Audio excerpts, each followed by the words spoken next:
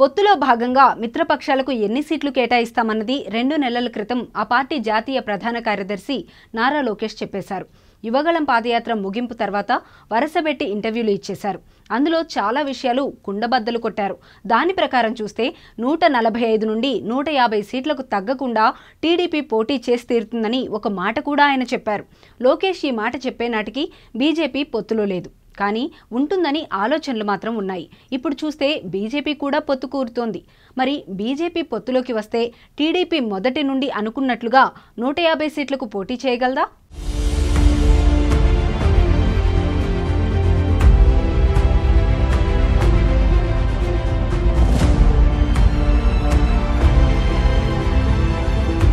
ఏపీలో ఇప్పటికే టీడీపీ జనసేన మధ్య పొత్తు కుదిరింది.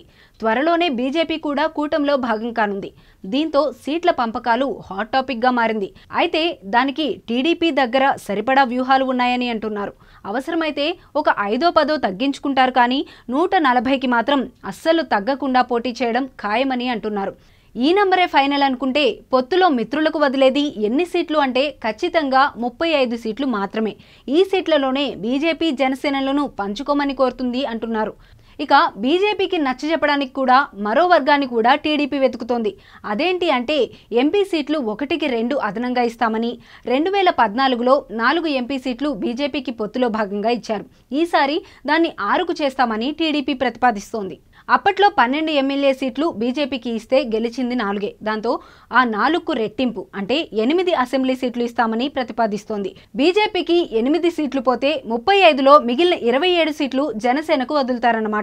ఈ నంబర్ కూడా టీడీపీ అనుకూల మీడియాలో చాలా కాలం క్రితమే వచ్చింది. అంటే టీడీపీ ఎన్ని సీట్లు ఎవరికి ఇవ్వబోతుంది అన్నది చాలా కాలం క్రితమే ఫిక్స్ అయిన మ్యాటర్ అని అంటున్నారు. ఇక టీడీపీ పూర్తిగా కంఫర్టబుల్ జోన్లో ఉంటూ 140 సీట్లకు తగ్గకుండా పోటీ చేస్తే పొత్తు పార్టీల ఓట్ల మద్దతుతో సులువుగా 88 మ్యాజిక్ ఫిగర్ని దాటేయవచ్చు అన్నది ఒక లెక్క పెట్టుకుంది. ఎటు నుండి కథ ఎటు తిరిగినా తమకు పూర్తి మెజారిటీ ఉండాలని, ప్రభుత్వాన్ని సొంతంగా తామే నడపాలని పంతంతో టీడీపీ ఉంది. అయితే ఏపీలో సంకీర్ణ ప్రభుత్వమే రావాలని, అందులో అందరికీ భాగం ఉండాలని బీజేపీ అంటోందని చెబుతున్నారు. ఎట్టి పరిస్థితుల్లోనూ 20కి తగ్గకుండా ఎమ్మెల్యే సీట్లు, 10కి తగ్గకుండా ఎంపీ సీట్లు టీడీపీని కోరుతోంది అని అంటున్నారు. అవి కూడా తాము కోరుకున్న సీట్లలోనే ఇవ్వాలని పేచీ పెడుతోంది.